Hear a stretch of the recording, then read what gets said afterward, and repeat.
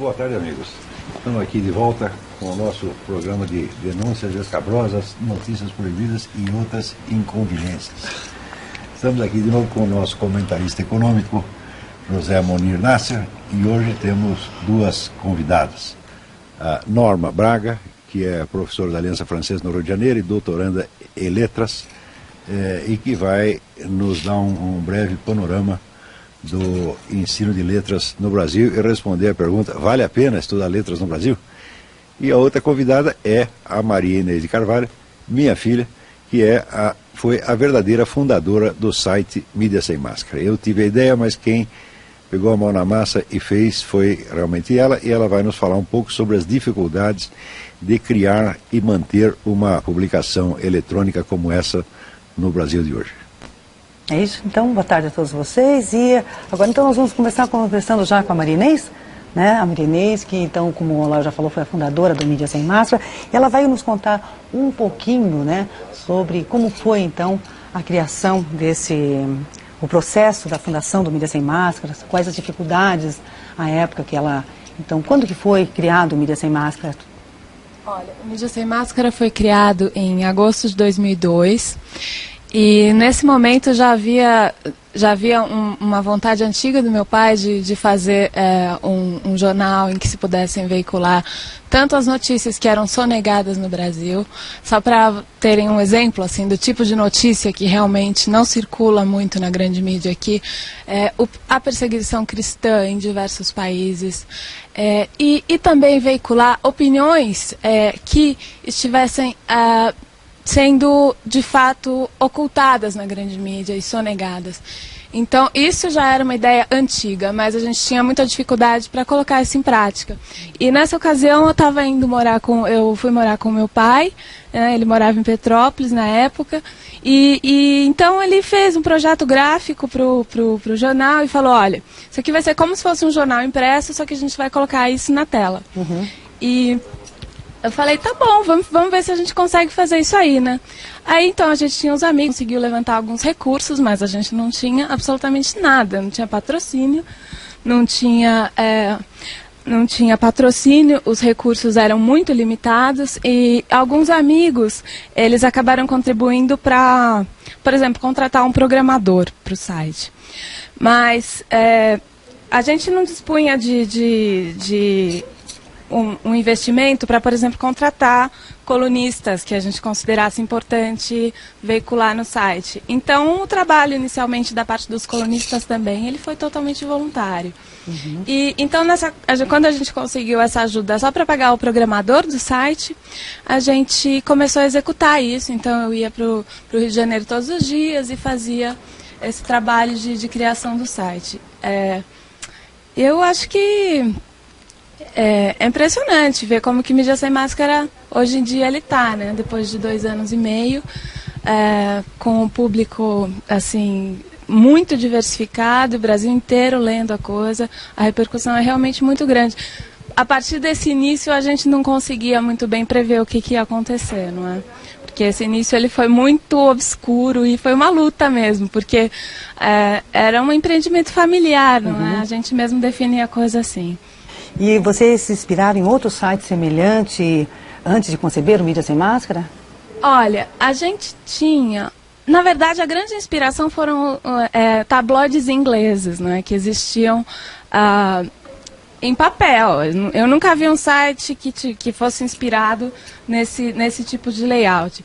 Agora, 2 dos sites que a gente pensava bastante em se inspirar eram o Newsmax e o WorldNet Daily, 2 sites que conseguem conjugar colunistas sindicados, por um lado, e veiculação de notícias importantes por outro. Então, era essa ideia, né?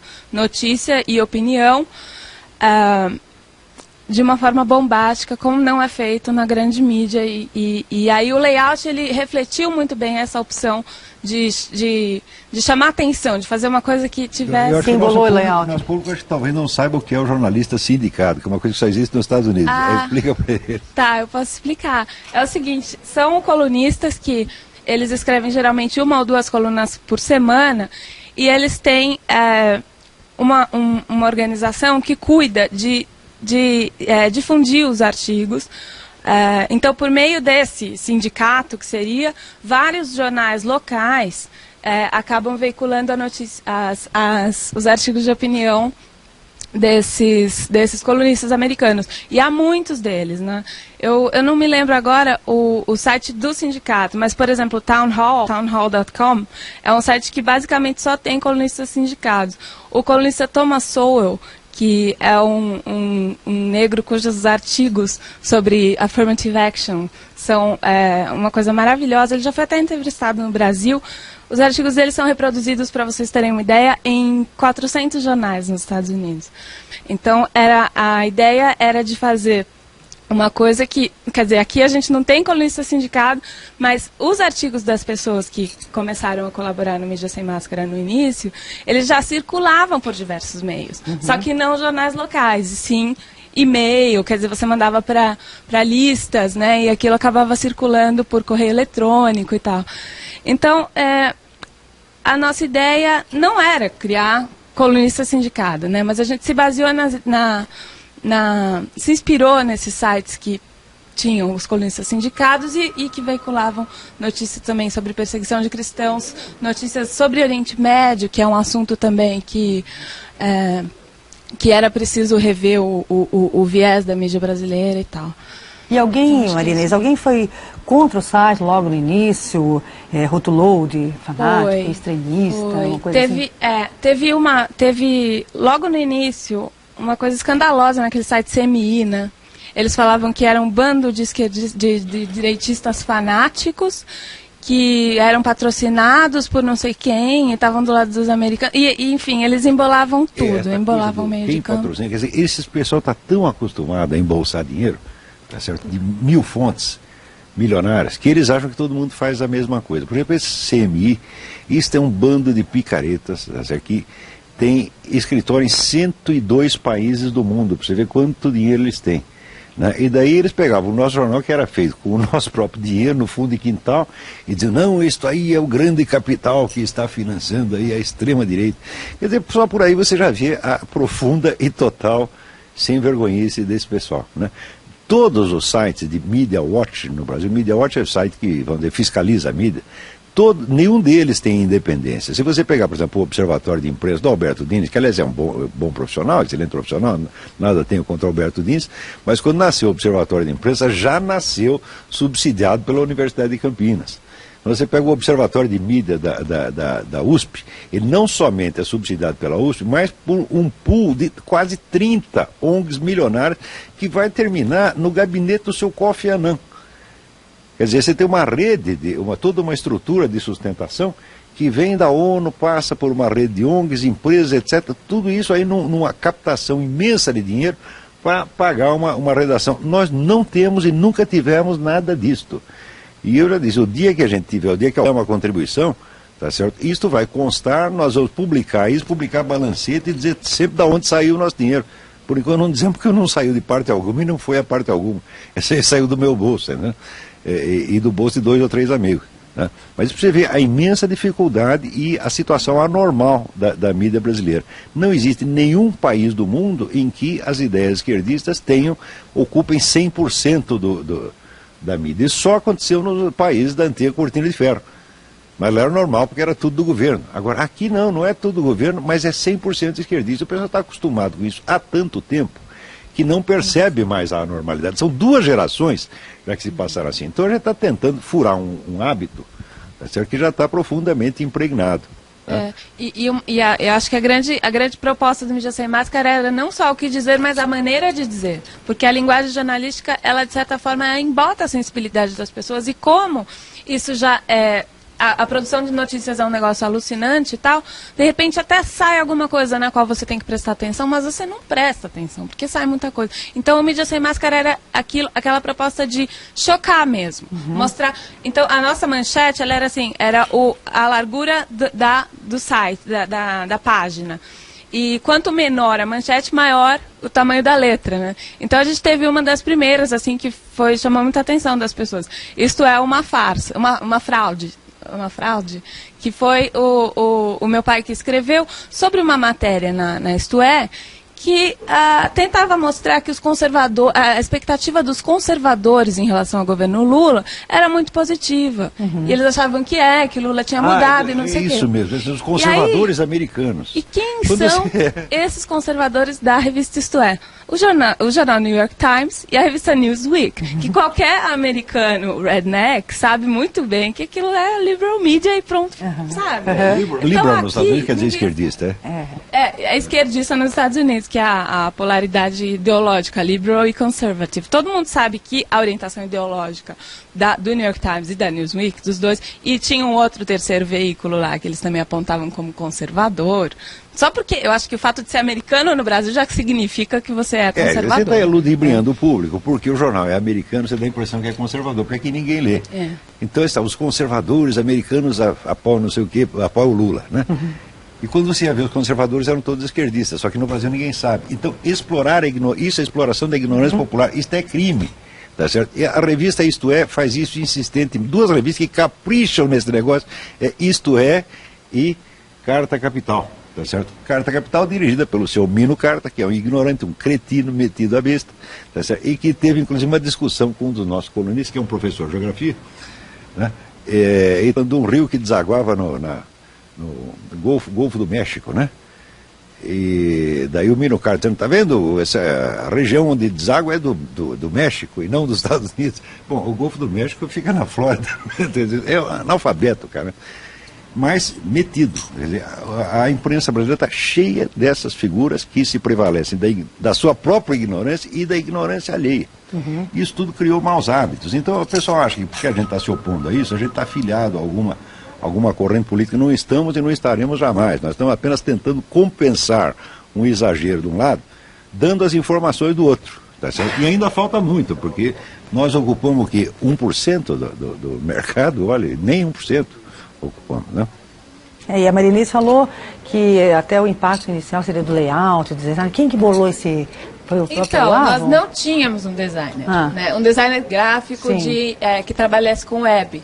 Então, quem fez o layout, quem bolou a ideia foi meu pai, baseado nisso dos tabloides ingleses, com aquela ideia das caixinhas de textos com chamado. Só que a gente não tinha um designer para executar isso, para fazer em imagem, fazer interface HTML e tal. Então, o que aconteceu, na verdade? A gente usou o programador e esse layout simples, no final, ele acabou jogando a nosso favor, porque a gente não tinha como fazer uma coisa mais complexa no início, porque não tinha recurso. Então, assim, eu ia lá falando, olha, tenta fazer isso aqui. O cara não manjava muito de design, porque ele era programador. Mas hoje já mudaram. Hoje mudou. Então, aí depois que assumiram, porque os editores do mídia, no início, eram meu pai e o Diego Casagrande, que é um jornalista gaúcho, que tem um site muito combativo e que tem repercussão principalmente no Rio Grande do Sul.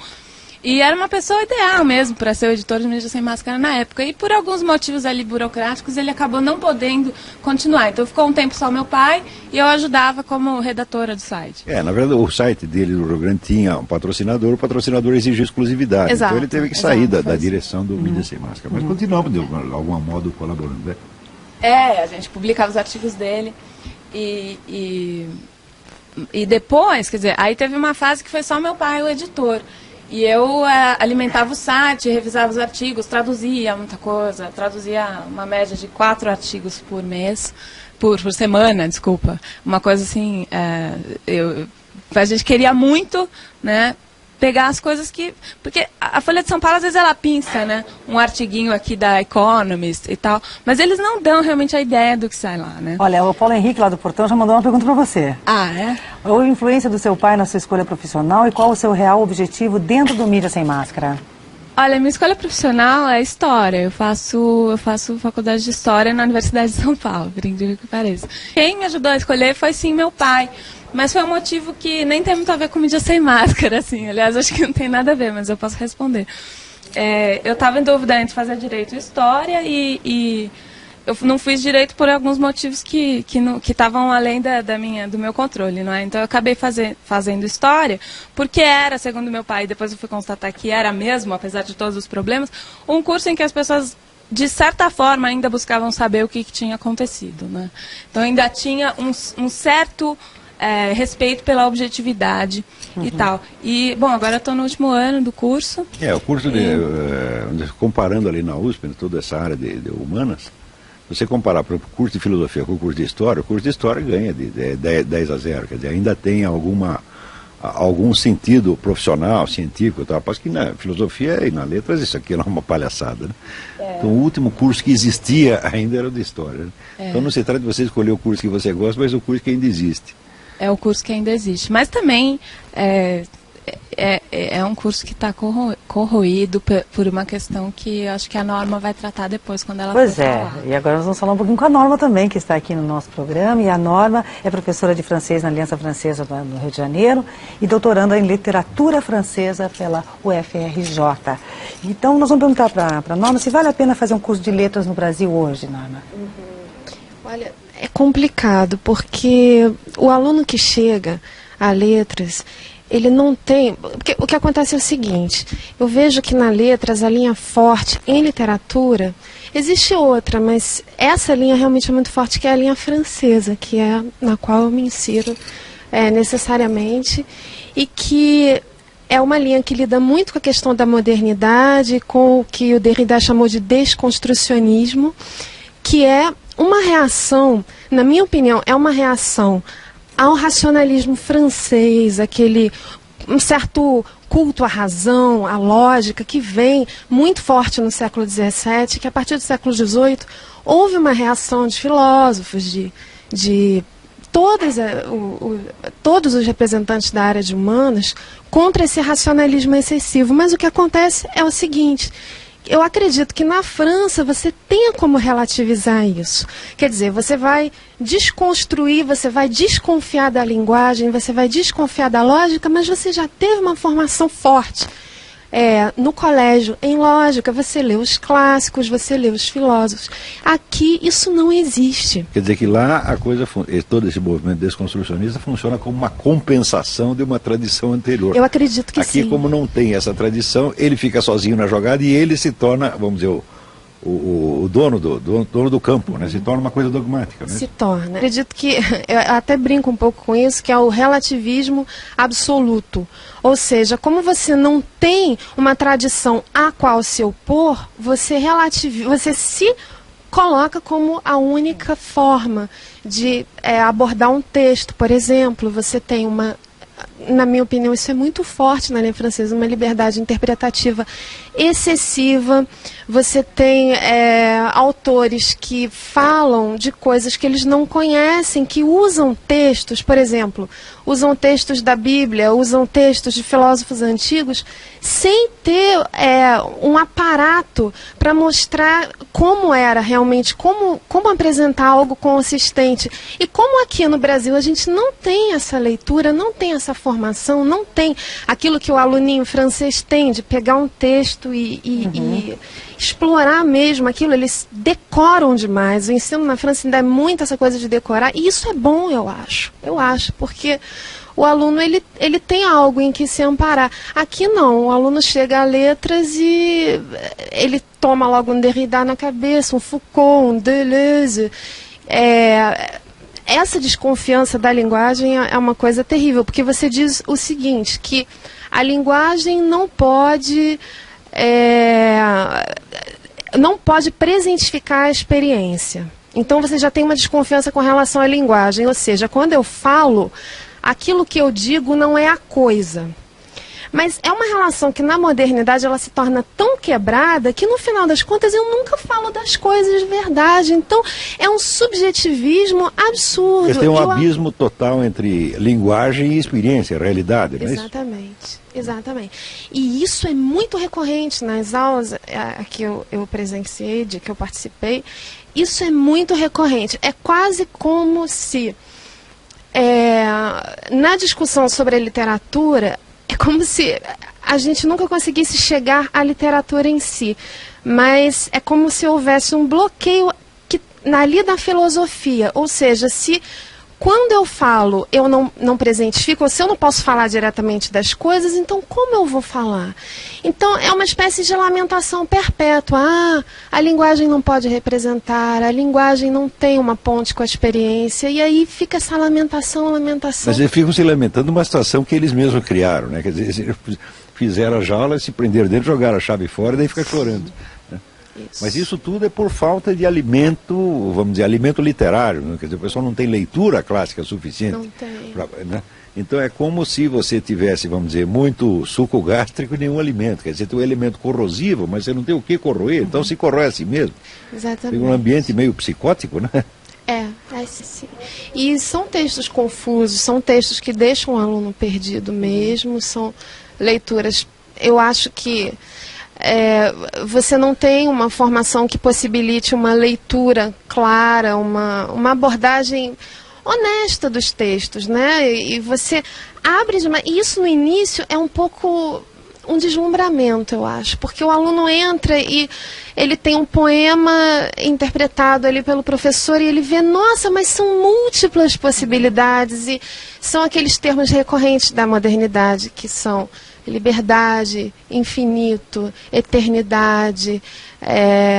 São termos que são apropriados pela modernidade para falar desse mundo que se abre com relação à literatura, mas isso realmente deixa o aluno perdido. Mas são termos que, no fim das contas, acabam sendo esvaziados, né? Exato.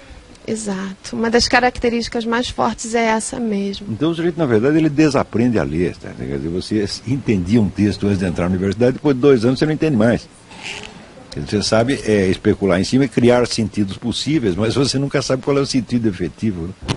E isso você percebe pelos próprios autores, quando esses autores apresentam interpretações textuais que não são suficientemente escoradas. Você percebe que ali está ocorrendo uma interpretação, um abuso de interpretação.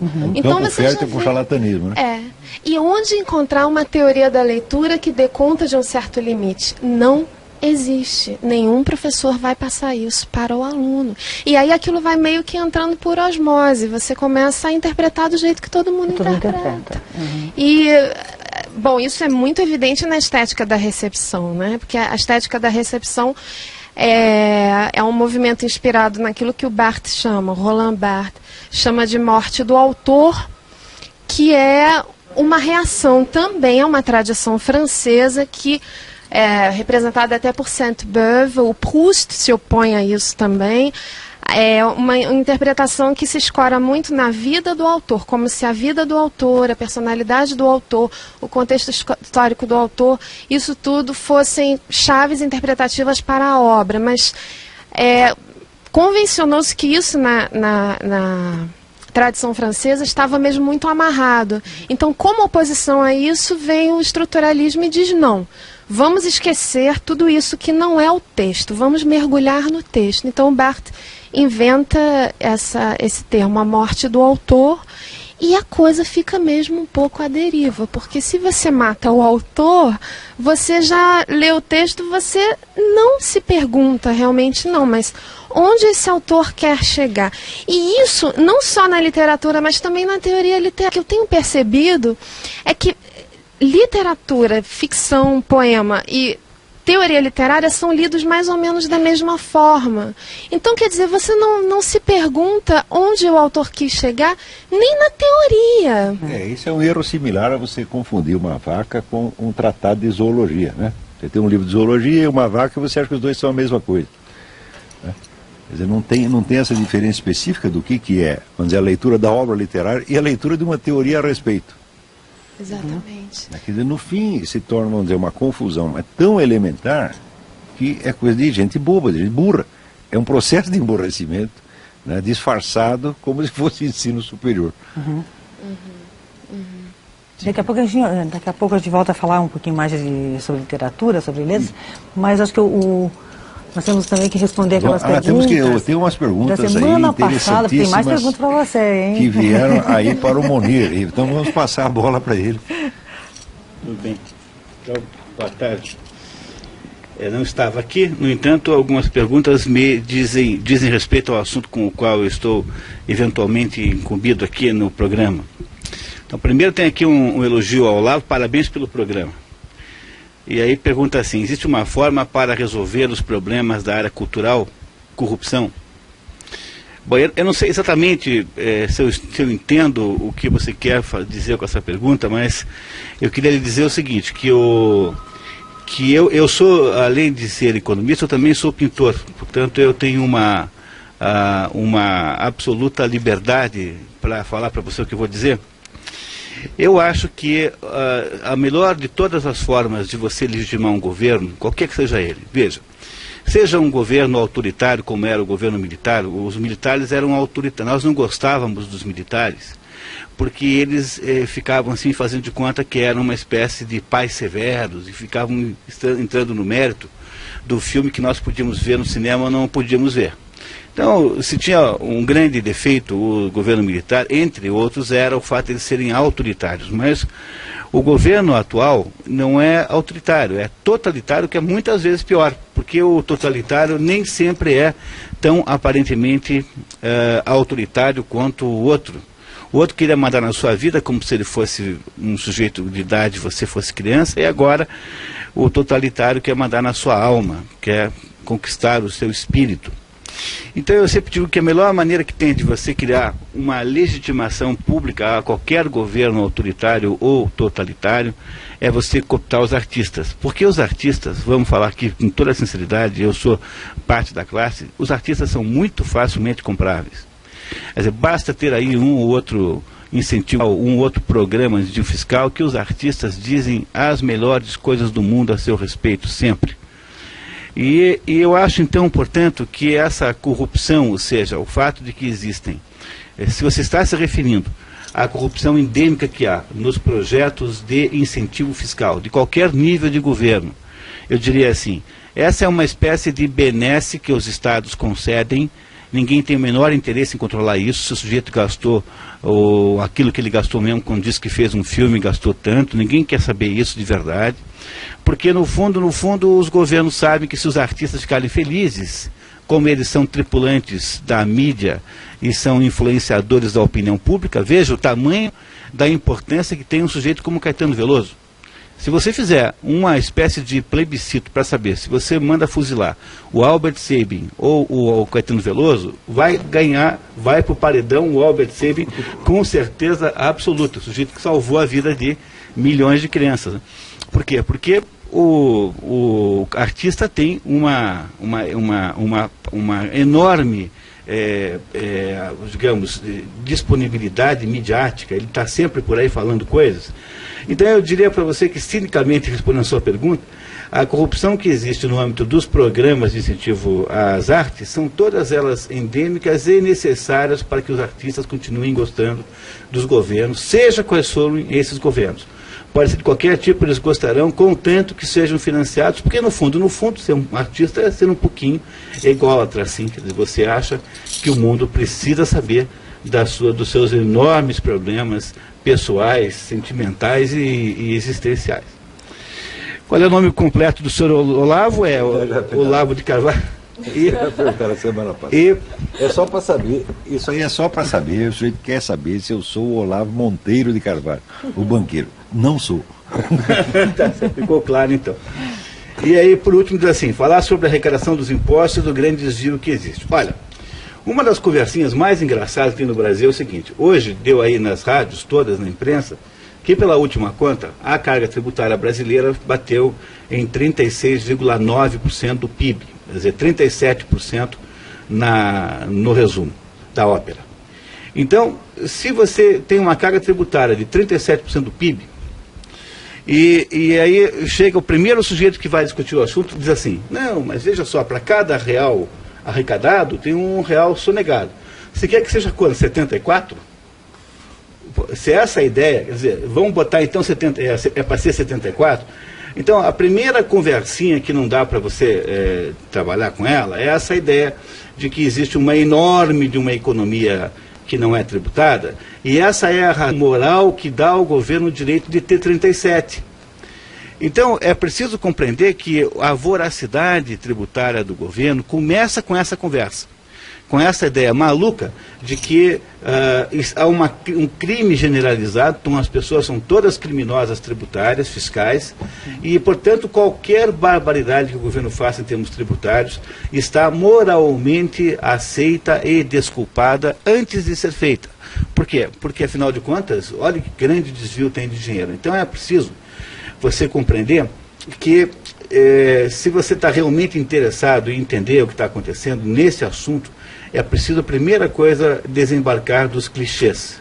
Desembarcar dessa conversinha que vai mais ou menos na inércia das esquinas, assim, essa conversinha de botequim completamente sem sentido, não nos ajuda a resolver o problema, ao contrário, só aprofunda a possibilidade da tirania tributária continuar, que é fundamentalmente o que está na outra pergunta aqui. Por que algum tipo de comerciante, tira aqui alguns ramos, não dão nota fiscal para o consumidor? Porque existe um negócio chamado curva de Laffer. Um economista americano chamado Laffer, economista contemporâneo, descobriu o seguinte, que como você tem uma ligação a matemática entre a taxa de cobrança de impostos e o montante arrecadado. Você cobra uma taxa pequena, um montante pequeno, aumenta, e isso vai indo mais ou menos paralelamente até o momento em que começa a haver um descolamento dessas duas coisas, ou seja, chega no momento em que aquela reta torna-se uma inflexione, torna-se uma curva, ou seja, na medida em que você aumenta a carga tributária, começa a valer a pena a sonegação. E isso é feito de modo espontâneo e de modo completamente natural, porque os seres humanos se defendem, eles querem sobreviver. Então, a curva de Laffer demonstra que não adianta você sobretaxar. Por exemplo, no Brasil há essa ideia completamente preconceituosa de que alguns produtos têm de ter taxação terrivelmente alta, como, por exemplo, bebidas alcoólicas. Não estou entrando no mérito do problema do alcoolismo aqui, mas eu acho que achar que um determinado setor tem algum mal intrínseco, moralmente está condenado por ser como é, faz com que no Brasil, por exemplo, quase todo o comércio de cachaça seja clandestino. Você bota lá 90% de alíquota, não sei quanto de alíquota em cima, todo mundo tira a nota, desaparece a nota. E não adianta se ver me dizer também que é só questão de polícia e fiscalização, porque quanto maior é a taxa de fiscalização, maior é a tendência ao fiscal virar sócio da corrupção do processo.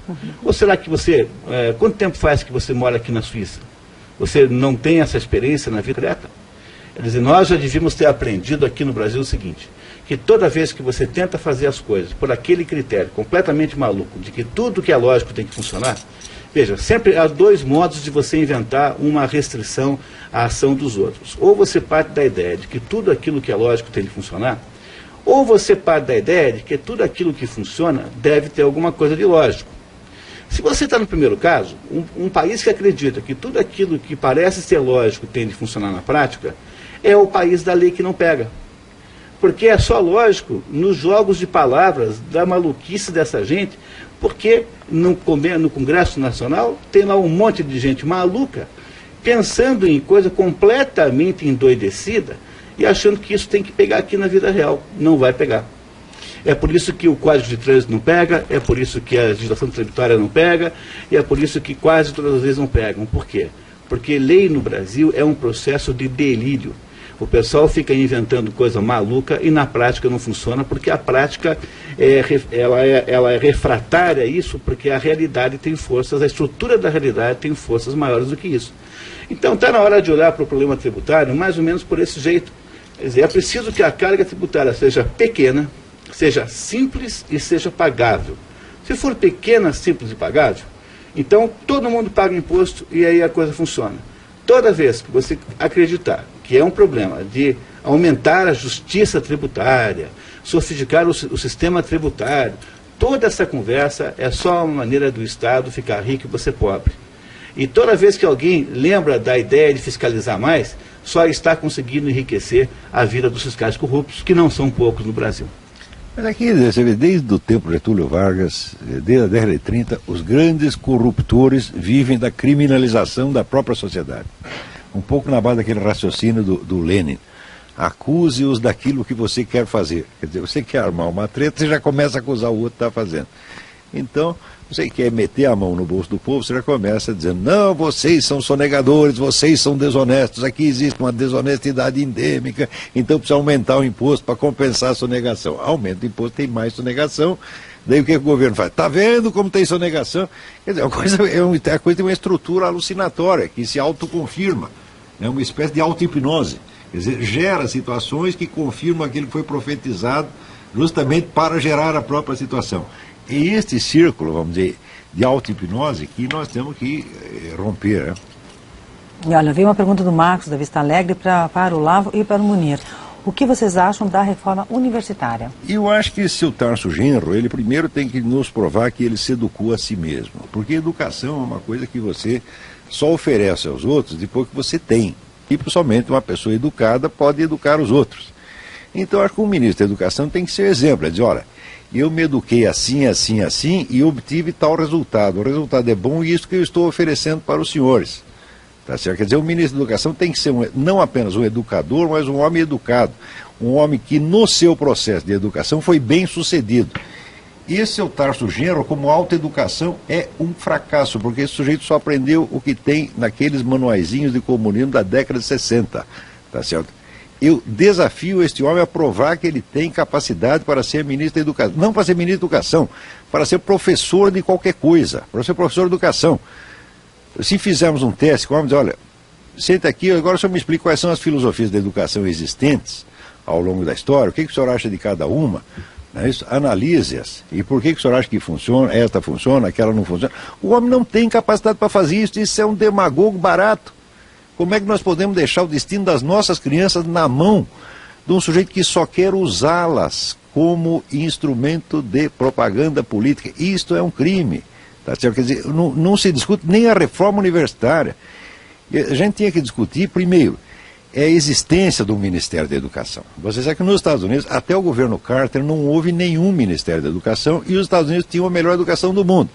Inventaram o Ministério da Educação, começou a comedeira, começou a aumentar imposto, apareceu milhões de Tarsos Genros, tá certo? E, enfim, a educação pública americana hoje está numa crise danada que ninguém sabe como resolver. Quando eu estive em Nova York 3 anos atrás, o prefeito de Nova York, ele estava vendendo as escolas, privatizando as escolas, porque a prefeitura não aguentava mais resolver o problema. Então, primeiro, por que tem que ter um Ministério da Educação? Quer dizer, por que a sociedade mesma não pode se organizar para buscar os meios de educação conforme as suas necessidades? Se você perguntar, por exemplo, qual é o currículo adequado, eu digo, somente um aluno pode descobrir qual é o currículo adequado, porque só ele sabe o que ele é capaz de aprender e o que ele precisa aprender. Tá certo? Se você perguntar o que seria a justiça social em matéria de educação? A justiça social em matéria de educação seria atender à demanda de educação que cada pessoa fizesse. A ideia de que todas as pessoas podem aprender a mesma coisa com a mesma idade é uma das ideias, só que nunca tentou educar ninguém. Só que vamos dizer, incapaz de adestrar um cachorro é que pode ter uma ideia dessa. Porque se você pegar 3 cachorros, eles não conseguem aprender a mesma coisa ao mesmo tempo. E 3 seres humanos, que são muito mais variados, também não conseguem. Quer dizer, as aptidões humanas, elas também aparecem em idades diferentes para pessoas diferentes, tá certo? Então, somente um indivíduo está autorizado a dizer o que ele deve aprender, é ele mesmo. Então, a educação deve ser um serviço que você fornece para atender pessoas, tá certo? E não um uniforme que você quer vestir igualzinho em todo mundo. E esta ideia, vamos dizer, de uniformização já é ruim em si. Agora, se a uniformização ideológica e propagandista como este seu Tarso Genro quer fazer, então não merece ser discutido, tá certo? Eu publicamente desafio o seu Tarso Genro, tá certo? A um debate público, tá certo? Para ver quais são as qualificações de educador dele. Perguntar assim, quantas pessoas o senhor já educou? Ora, eu sou professor há 30 anos, eu eduquei algumas pessoas, tá certo? E eu sei das dificuldades disso, tá certo?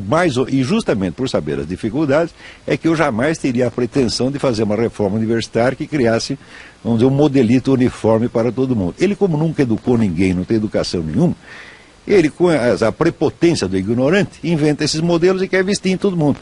É isso que tem que acabar no Brasil, esse charlatanismo, tá certo? Do ignorante pretensioso. As pessoas têm que ser testadas no seu conhecimento, tá certo? E se o sujeito se mete numa determinada área, Tá certo? Ele não tem que entrar lá, vamos dizer, com exibição de diploma, exibição de cargo, tem que entrar com trabalho realizado. Olha, eu fiz isto aqui, tá certo? Isto aqui funciona por causa disso, disso, disso, disso. Quais são as obras realizadas no seu Tarso Genro em matéria de educação ou em qualquer outro domínio da vida intelectual? Resposta, zero, zero, zero, zero. Tá certo? Então, a opinião do seu Tarso Genro vale o que valem os trabalhos realizados que ele tem na área de educação. Zero. Não temos que ouvir a opinião desse sujeito.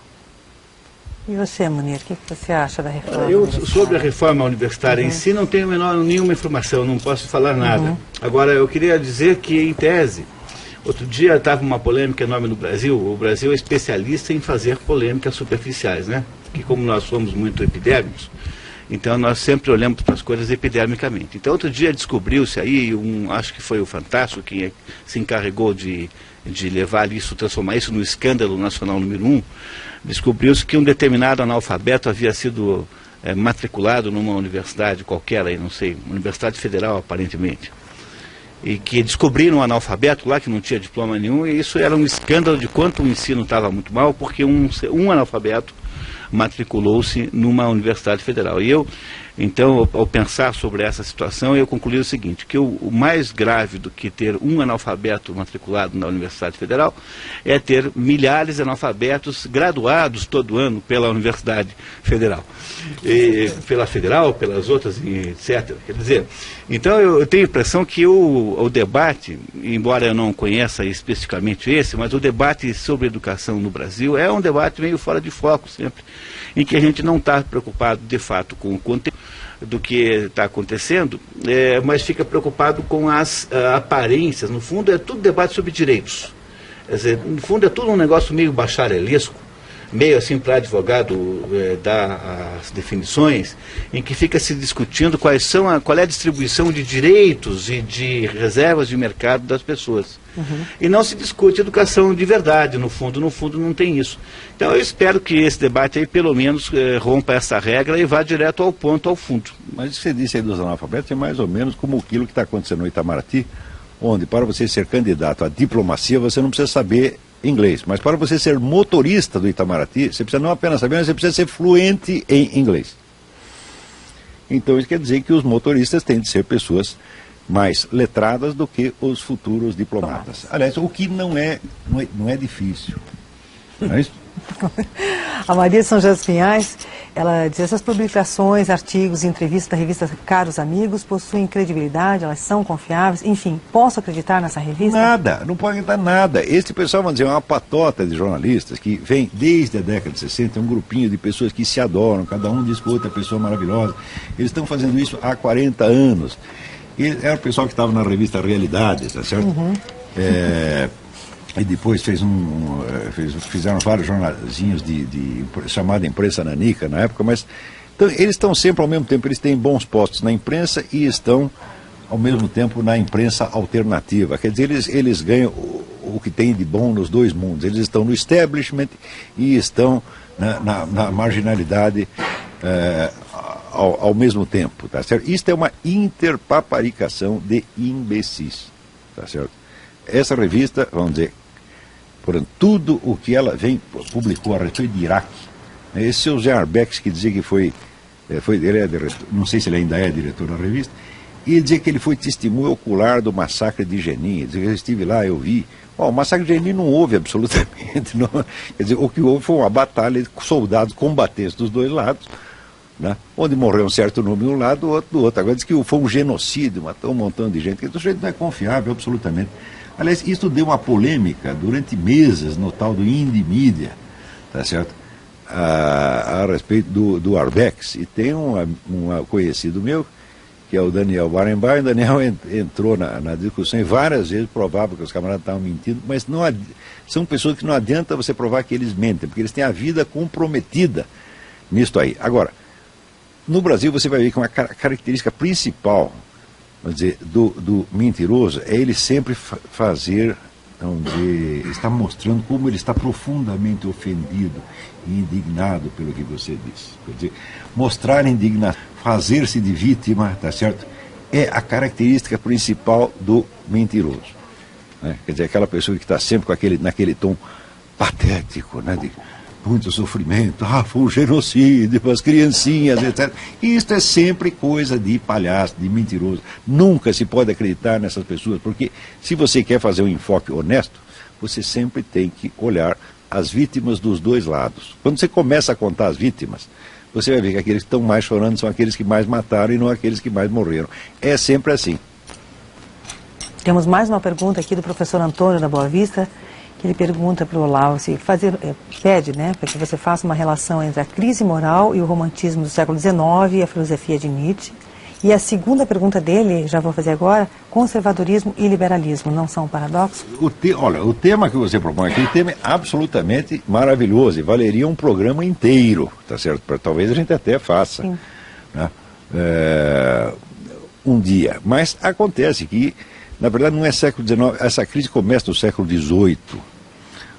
Os filósofos da Revolução Francesa, que prepararam o ambiente para a Revolução Francesa, como Voltaire e Diderot, eles davam muito mais importância à eficácia da linguagem, ao jogo retórico, do que à veracidade. Eles, quer dizer, eram mentirosos mesmo, mentirosos cínicos e mentirosos conscientes. Por exemplo, existe a famosa história de Diderot, que escreveu um livro chamado A Religiosa, La Religieuse, que depois foi feito um filme do Jean-Luc Godard, né? E é a história de uma moça que tinha entrado num convento e queria sair, e o pessoal o superior do convento não deixava, então ela estava prisioneira no convento. Quando Diderot publicou essa história, aquilo foi, vamos dizer, um escândalo, todo mundo ficou indignado, principalmente porque Diderot dizia que era um caso verdadeiro e que ele tinha em casa um dossiê, tinha todos os documentos sobre este episódio, né, comprovando o caso da moça, tá certo? E, de fato, ele tinha um dossiê, ele tinha todos os documentos, só que os documentos desapareceram na época, só foram encontrados em 1950.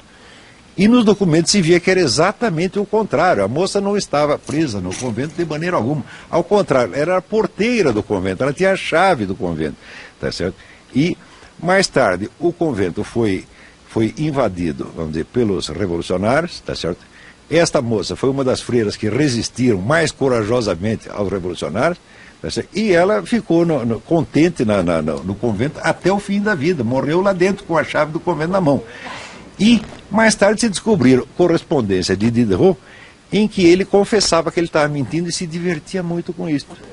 E tinha até um sujeito, um nobre na ocasião, que era um camarada muito religioso, que ele leu o livro do Diderot sobre a coitada da freira, e se comoveu, e chorava, e escrevia para o Diderot, preocupadíssimo, como está aquela moça? Daí o Diderot respondia, ela está muito mal. E ao mesmo tempo, Diderot escrevia a carta para Jacob Grimm, que era seu amigo, dizendo, aquele idiota continua acreditando em mim, vejam vocês.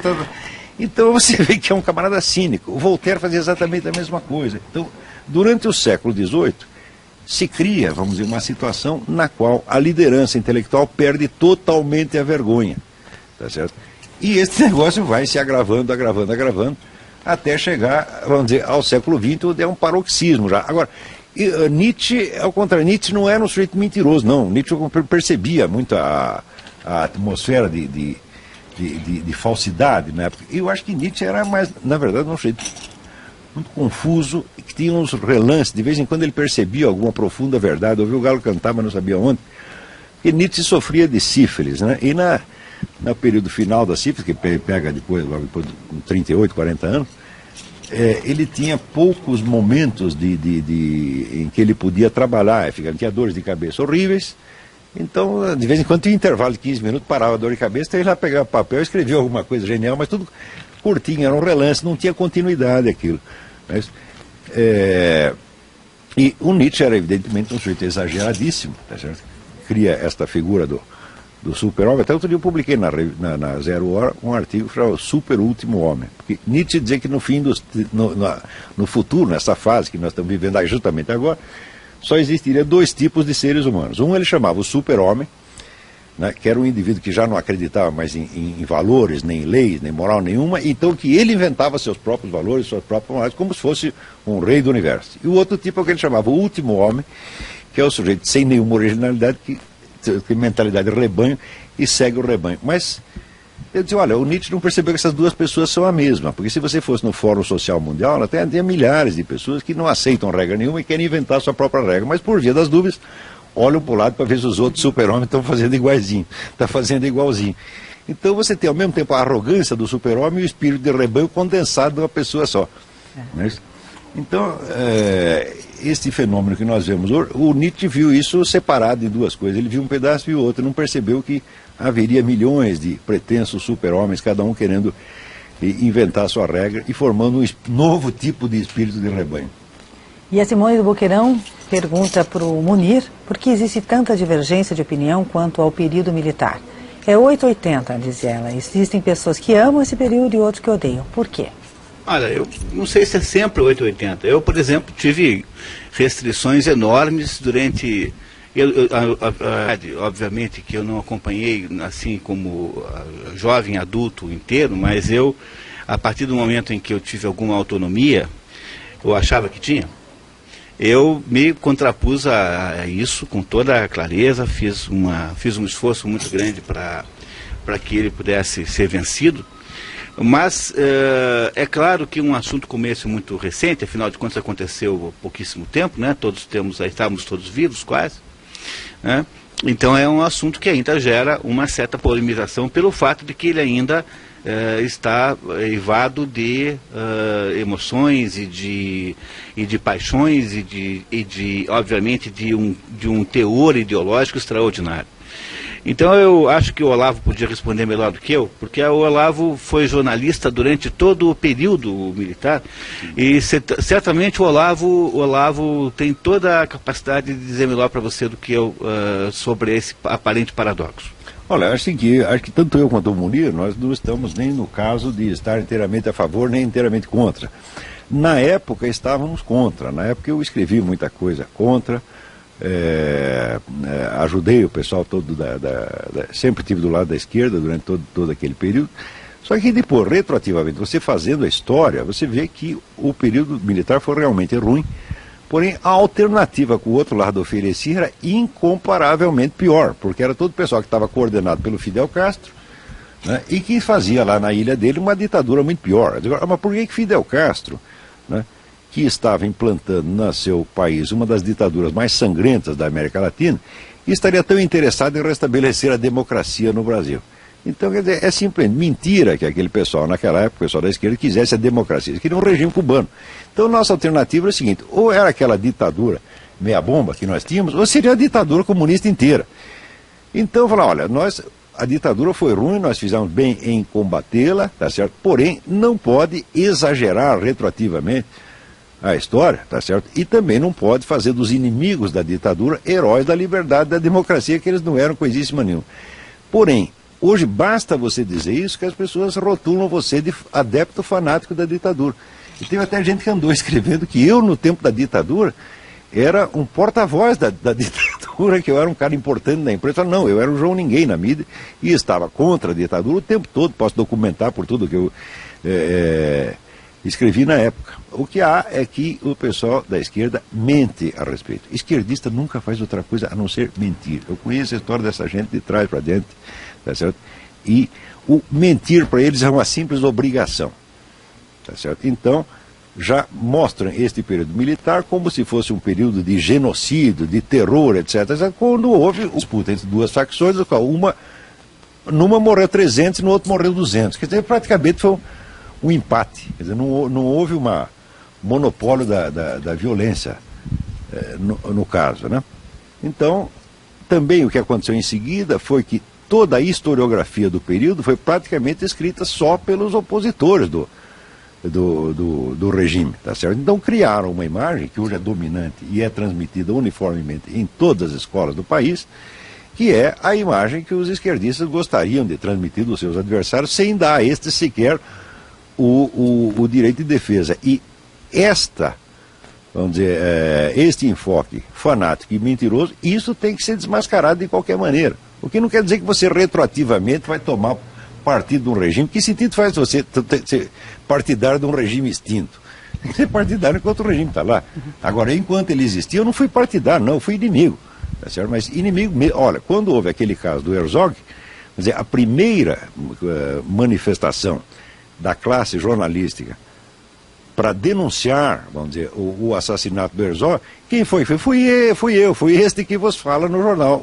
Eu era um dos editores do jornal Unidade na época, e nós soltamos uma edição especial denunciando aquilo que estava acontecendo. Foi a primeira grande manifestação da classe jornalística contra o regime. Quer dizer, eu não era partidário do regime de maneira alguma, tá certo? Agora, tem gente que na época se beneficiou muito do regime e hoje fala mal dele porque quer se beneficiar deste. Agora, parece que eu estou sempre do lado errado, porque quando estava a ditadura eu estava contra, agora tá isso aí eu também estou contra. Eu nunca estou no poder, tá? Então estou sempre fora. Eu acho que eu podia até complementar o que eu disse. Olha só, quando havia ditadura militar, eu ainda era assim muito jovem, eu me filiei ao PT, porque eu achava que era uma maneira, que era um movimento capaz de fazer uma pressão contra ela.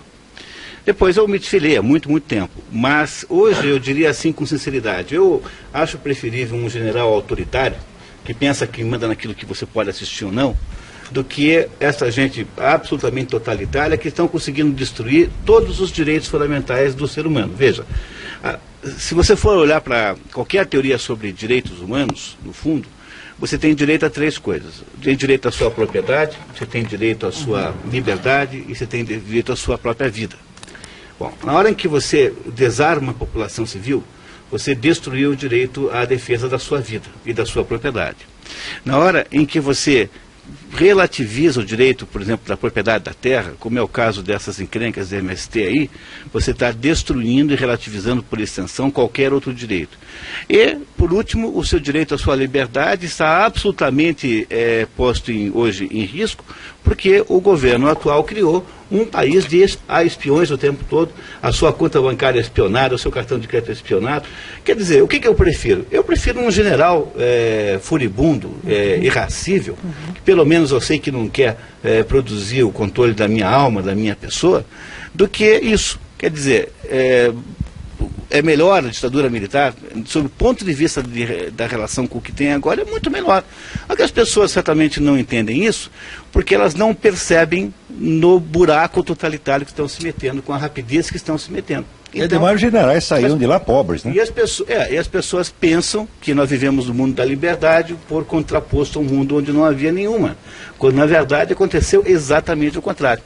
Então, eu acho que não dá para ter sobre um assunto como a ditadura militar nenhuma atitude ou uma opinião assim muito unilateral, porque é preciso pesar o conjunto das coisas para poder entender o que é que tem de importante nesse conjunto.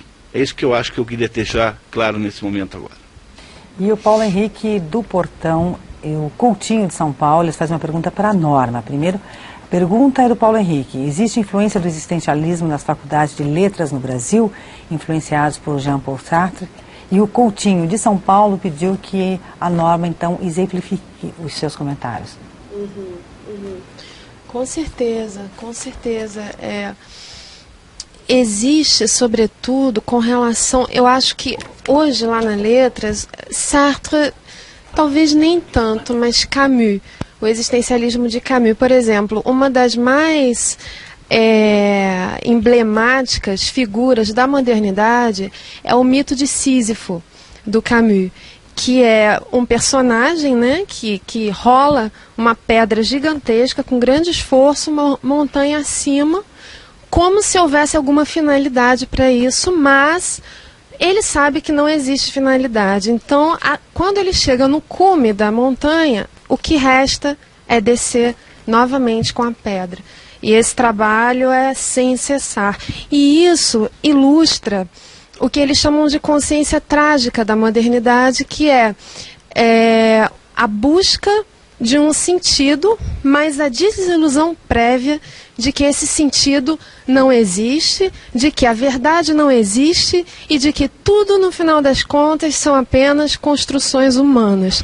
Ou seja, é um materialismo muito grande, você esvazia toda a noção de transcendência e, ainda por cima, você se apropria de alguns contextos que anteriormente eram utilizados para a metafísica, que são infinito, eternidade, transcendência mesmo, existe uma expressão lá que eu vejo que é um pouco uma expressão cara a quem lida com a teoria literária, que é a transcendência vazia, que é exatamente essa questão do Sísifo. O impulso humano a buscar o sentido, a buscar o que há por trás da aparência, mas a desilusão prévia de que não existe. Então, poxa, é um contrassenso e é um absurdo você acreditar que é preciso continuar buscando já sabendo que não há nada. Transcendência vazia. É obrigado a buscar e é proibido encontrar, né? Exatamente, exatamente. E isso se correlaciona muito com o que eles chamam de abertura do sentido. Por exemplo, a eternidade é a eternidade do tempo presente, então não tem. Você limita. Infinito é o infinito das múltiplas possibilidades que estão na vida. Então é um infinito materialista, é o infinito do que nós podemos perceber e ver. Ou seja, com certeza o existencialismo traz toda essa carga materialista e essa carga trágica para a modernidade, mas eu creio que principalmente com o Camus. Hoje. E o Hélio do Centro, Olavo, ele disse assim: quero me desculpar, mas na semana passada peguei o programa pela metade. Gostaria que o senhor comentasse, explanasse sobre o macartismo. Parabéns ao programa. Muito obrigada, Hélio. É o seguinte, o que foi dito na semana passada, mas que vale ainda a pena voltar ao assunto muitas vezes e documentar, inclusive mostrando alguns dos livros que têm saído no mundo a respeito, é que depois da abertura dos arquivos de Moscou, no começo da década de 90, os historiadores americanos foram lá e, vasculhando os documentos, acabaram descobrindo que todos aqueles fulanos que foram acusados de espiões comunistas pelo Joseph McCarthy eram espiões comunistas mesmo. Ou seja, ele não acusou nenhum inocente, com a possível exceção de um, que era um sujeito que não era pessoalmente um agente do governo soviético, mas era apenas um sujeito corrupto, comprado. O McCarthy era um sujeito meio caipirão, ele não sabia direito com o que ele estava lidando. Então ele fazia, vamos dizer, as acusações estavam certas, mas sendo desproporcionais. Então o sujeito que ele mais acusou era o camarada que estava menos envolvido na coisa. Estava envolvido, mas não tanto. Mas os outros 50 e tantos que ele acusou estavam todos metidos. Então os historiadores localizaram lá nos arquivos de Moscou até mesmo os contra-cheques que os camaradas recebiam. Então, como é que podemos dizer que houve esta imagem popular do macartismo como período de perseguição a inocentes? Essa imagem está completamente falsa. Houve perseguição sim, mas houve perseguição aos culpados. Culpados de quê? Culpados de colaborar com um regime que naquele mesmo momento tinha 2 milhões de prisioneiros. E veja, durante o período chamado macartismo, onde, digamos, umas 300 pessoas foram chamadas a depor no Congresso, apenas chamada depois voltar. Como é que era? O sujeito chegava lá, fazia a pergunta e dizia: eu alego os meus direitos constitucionais, não respondo nada. Era isto praticamente, né? Ia para casa. Naturalmente as pessoas ficavam desconfiadas do sujeito, às vezes perdiam emprego, por exemplo, alguns caras no cinema perderam emprego porque não quiseram responder, então o pessoal ficou desconfiado com eles. Enquanto acontecia isso nos Estados Unidos, que as pessoas até hoje derramam lágrimas por causa dessas coisas, essas mesmas pessoas que estavam sendo interrogadas, elas colaboravam com o regime que mantinha naquele mesmo momento 2 milhões de pessoas na cadeia e que naquele período fuzilou pelo menos 500 mil, naquele mesmo período do macartismo. Quer dizer, nós ficamos com dó de beautiful people, tá certo? Que é interrogado durante 10 minutos e volta para casa, e não temos dó nenhum de 500 mil pessoas que são fuziladas no fundo dos porões do comunismo com o auxílio desses mesmos caras. Então, tudo isso é muito absurdo, é uma coisa desproporcional, é uma distorção do nosso sistema moral. E esta distorção foi criada pelo esforço de propaganda. No Brasil, até hoje, tem gente empenhada em manter ainda, contra todas as evidências históricas, aquela imagem do macartismo como período de perseguição a inocentes. E chegam, vamos dizer, a distorcer tanto que acreditam que aquele pessoal de Hollywood, aqueles atores e tal, foram perseguidos pelo McCarthy. Então, olha, o comitê McCarthy era no Senado e só interrogava funcionários públicos. Os camaradas do cinema foram interrogados num comitê da Câmara dos Deputados que não tinha absolutamente nada a ver com o McCarthy e realmente nada lhes aconteceu. Não é isso? A única pessoa que na época foram condenadas, que não tem nada a ver com este comitê, mas foi uma outra investigação, foi o casal Rosenberg, por ato de espionagem mesmo. Né? E foram condenados à morte num processo legal, 2 pessoas, enquanto a União Soviética matava 500 mil sem processo legal nenhum. Então tá aí. E a Tiffany, do Alto da 15, ela pede para o Munir comentar o que você acha dos judeus controlarem a mídia. Acho que é um fato, né? Uma vez eu me dei o trabalho de fazer um estudo sobre os grupos de mídia do mundo, para fins de atender um determinado cliente de consultoria. Uhum. E o resultado é que havia uma concentração crescente de propriedade da mídia internacional, sobretudo porque há uma crescente digitalização, quer dizer, as tecnologias de mídia vão ficando cada vez mais próximas. Então há uma tendência natural a que se formem conglomerados de mídia que são cada vez mais abrangentes e mais ecumênicos em tecnologias. Então, de fato, se você olhar para essa análise, você verá que a maior parte dos proprietários internacionais são judeus. Mas, no entanto, se a sua pergunta está aí para dizer que este fato em si, per si, implica numa acusação a que os judeus controlem a informação internacional, eu já tenho dúvidas. Porque, como pela própria natureza, o processo midiático é extremamente diversificado, então talvez não haja muito modo de controlar na prática, porque os indivíduos ligados a isso, quer dizer, os autores, o pessoal que produz os conteúdos na prática, são de certo modo incontroláveis, é como professor. Não há meio de você impedir um professor que dê a aula que bem entenda numa sala de aula. Uhum.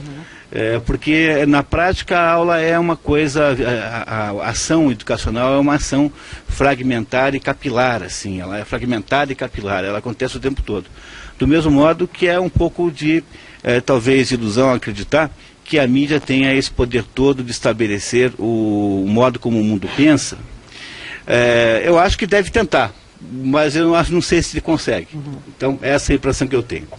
Aí tem outro detalhe também, quer dizer, o pessoal falou, os judeus controlam a mídia. Então você pensa assim, que os judeus são um partido político, todos pensam igualzinho e agem em consonância uns com os outros para objetivos políticos determinados. Então não é assim, o judeu é um povo, e dentro do povo existem biocorrentes, algumas delas tremendamente anti-judaicas. Se você quer um exemplo, você pega o Sulzberger, que é o dono do New York Times.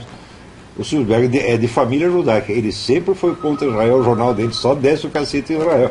Quer dizer, então o fato do jeito de ser de família judaica não quer dizer que ele é um militante, né, pró-judaico. Aliás, aqui no Brasil também você tem jornais que têm pessoas de origem judaica que têm a boa parte das ações do jornal, e no entanto o jornal só desce o cacete em Israel. Na verdade, eu acho que a mídia, por exemplo, a mídia americana inteira, ela é tremendamente anti-israelita. Embora tenha um monte de judeu rico lá, pô, mas o fato de ser judeu não quer dizer que ele é um patriota judeu. Ao contrário, muitas vezes é um traidor. Né? Assim como ser americano não quer dizer que é pró-americano. Você quer uma imprensa que desce mais o cacete nos Estados Unidos do que a própria imprensa americana? Então, nós temos que parar com essa mania de tentar, vamos dizer, catalogar o sujeito politicamente pela sua origem nacional ou até racial, o que é, além de ser racismo, é maluquice. É verdade. O Eduardo das Mercedes pergunta para o Olavo qual a sua opinião quanto ao fechamento dos bares na noite curitibana, focado no autoritarismo e a violação dos direitos individuais pelo Estado. Ele sou irmão de uma aluna do senhor Olavo e orientada pelo Munir. Fechar não sejam assaltados? Né? Então eu acho que você deve proibir o dinheiro. Né? Porque não tendo dinheiro ninguém será assaltado. Mas ainda deve proibir as pessoas de viverem, porque se elas não estiverem vivas, elas não poderão ser assassinadas. Quer dizer, não sendo capaz de reprimir a atividade dos bandidos, vão reprimir a atividade das vítimas. Você tira a arma do cidadão honesto e você fecha o bar para que o bar não seja assaltado. Quem foi que teve essa ideia de Jerico? Eu acho que, agora falando como economista liberal, esta ideia é uma obra-prima de cretinice e imbecilidade. Não é possível descrever essa ideia de outra maneira, porque ela é absolutamente contra qualquer hipótese de liberdade humana. A última das liberdades que se vai ter no país, já que as outras todas estão sendo levadas de roldão, então a última liberdade que se havia era de poder tomar lá um uísque ou uma caipira, ou qualquer coisa lá, para você combater as mágoas de estar vivendo num país de malucos totalitários, num verdadeiro hospício, dirigido por intelectuais semi-analfabetos. E essa última liberdade que a gente tinha, agora está em perigo, porque alguém resolveu botar essa cretinice. O sujeito que tem essa ideia aqui vai ficar na história mesmo, no panteão dos cretinos, como tendo tido uma ideia absolutamente incompatível com qualquer espécie de... Você percebe que isto prepara o toque de recolher. O toque de recolher é meia-noite, está todo mundo em casa, exceto, evidentemente, os delinquentes. Então a rua ficará entregue aos policiais e aos delinquentes. Note que, se as coisas continuarem no rumo que estão, toque de recolher é meia-noite, está todo mundo em casa, exceto, evidentemente, os delinquentes. Então a rua ficará entregue aos policiais e aos delinquentes. Note que, se as coisas continuarem no rumo que estão, dentro de poucos anos esta medida será adotada. É sempre assim, você permite que se crie um problema, vamos dizer, que ameaça toda a sociedade, porque o banditismo foi criado com a complacência desta mesma gente que está no poder, porque eram todos adeptos do Herbert Marcuse, né, eram adeptos do lumpenproletariado, adeptos da marginalidade, etc, etc. Então deixaram isso crescer para agora usar este mesmo problema como pretexto para nos controlar. Tá certo? Então é assim que se implanta o regime totalitário. Lendo o livro do Hermann Rauschning, A Revolução do Nihilismo, como se formou, vamos dizer, a Revolução Nazista.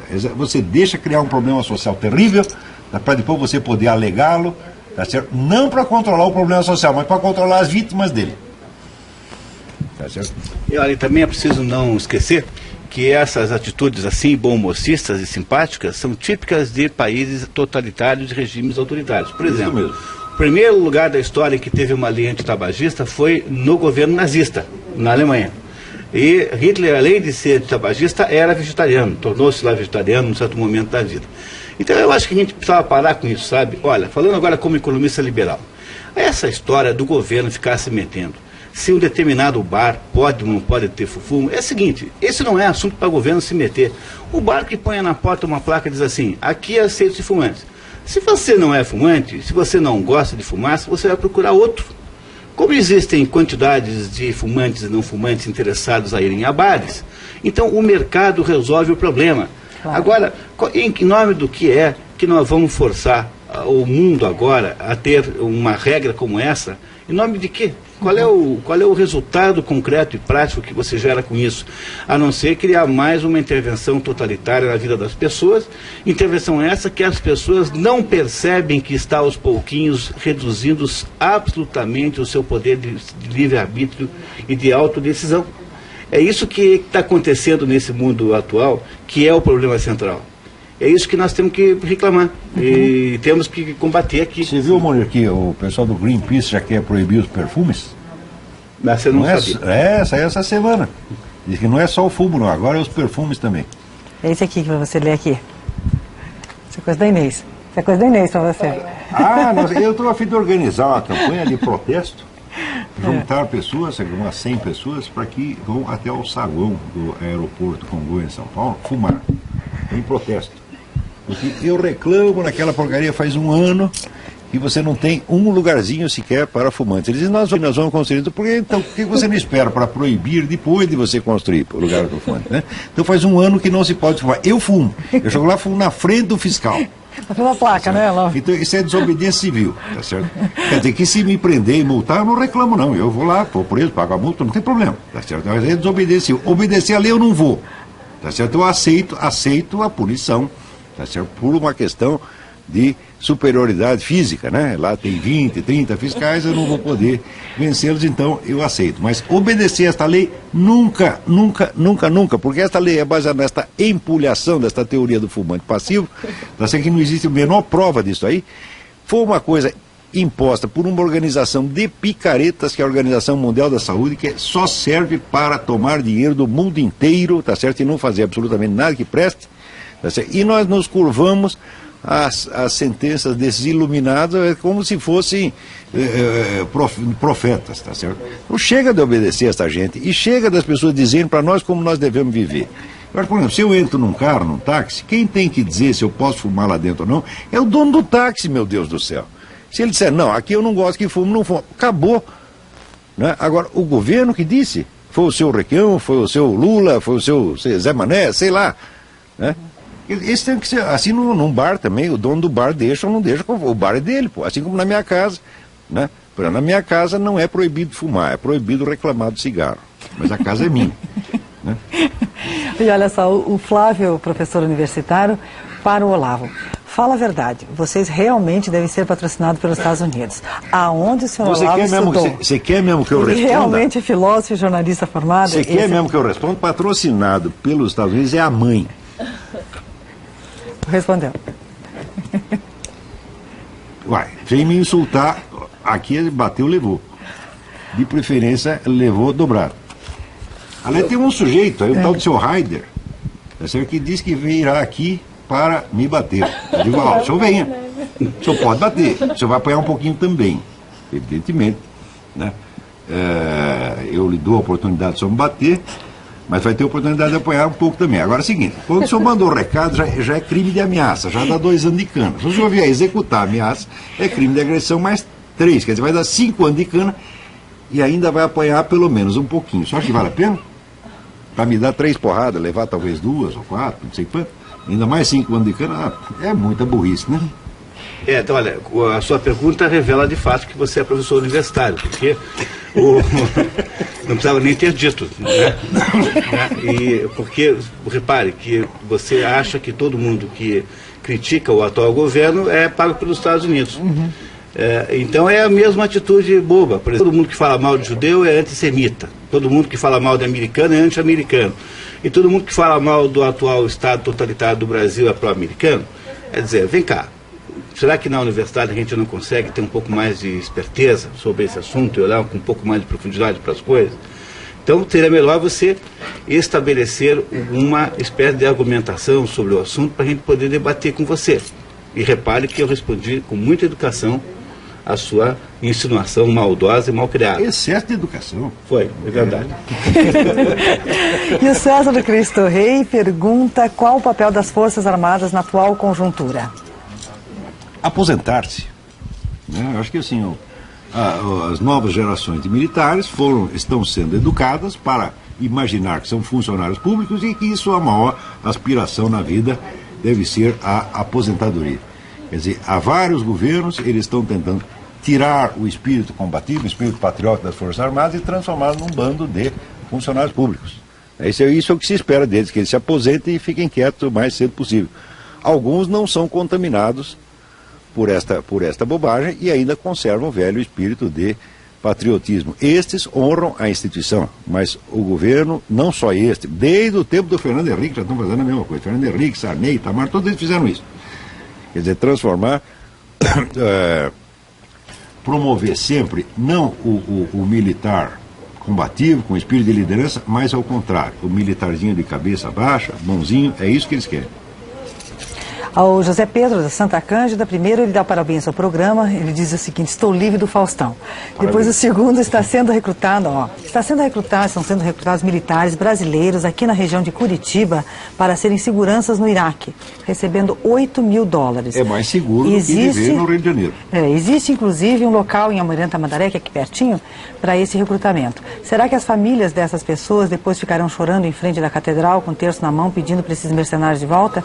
Não, a possibilidade do sujeito morrer andando pelas ruas do Rio de Janeiro é muito maior do que morrer no Iraque. Quer dizer, por ano morre no Brasil, tá certo? Mais gente do que morreu na guerra do Iraque desde o começo até agora.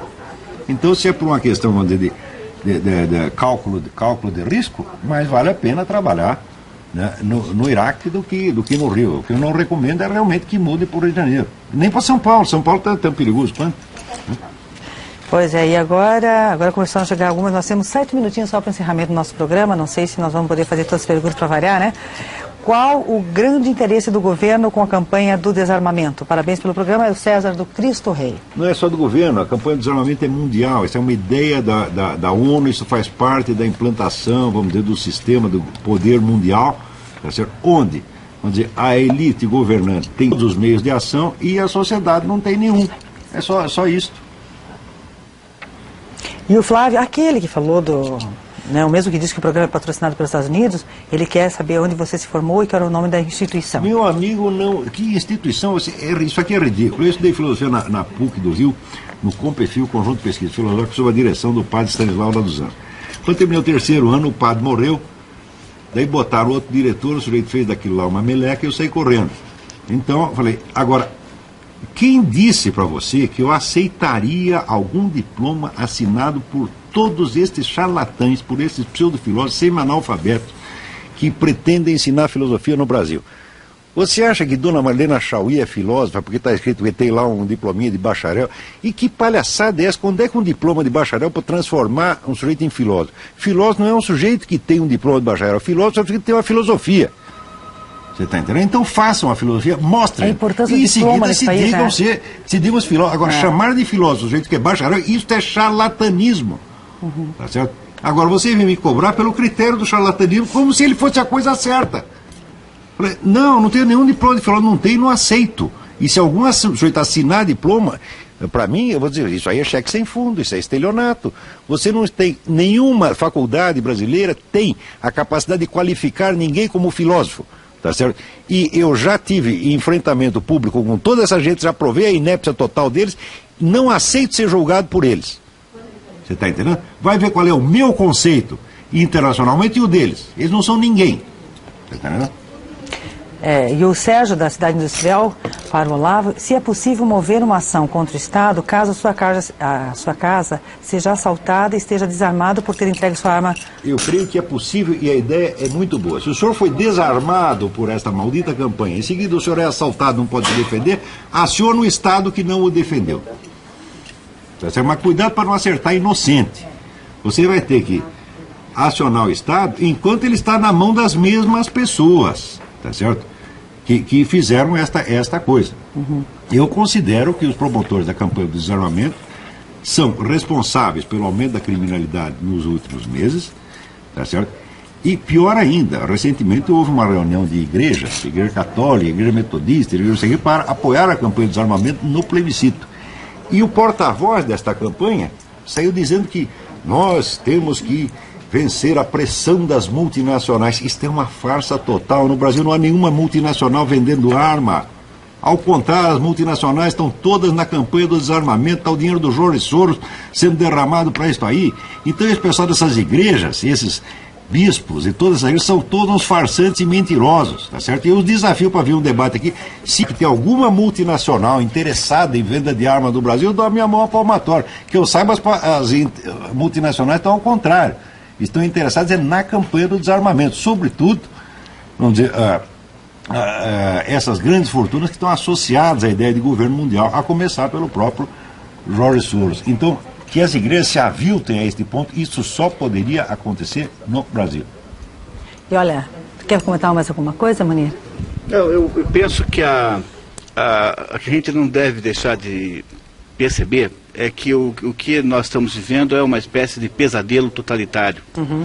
É isso, esse pesadelo totalitário, ele traz toda noite um sonho horrível diferente. Nós vamos nos sucedendo, há uma sucessão de pesadelos. E esses pesadelos todos que nós vamos tendo, um dos capítulos importantes disso é a destruição do poder de defesa do sujeito decente. Aliás, se há alguma coisa que a sociedade faz é perseguir as pessoas de boa índole. Então era isso que eu precisava dizer.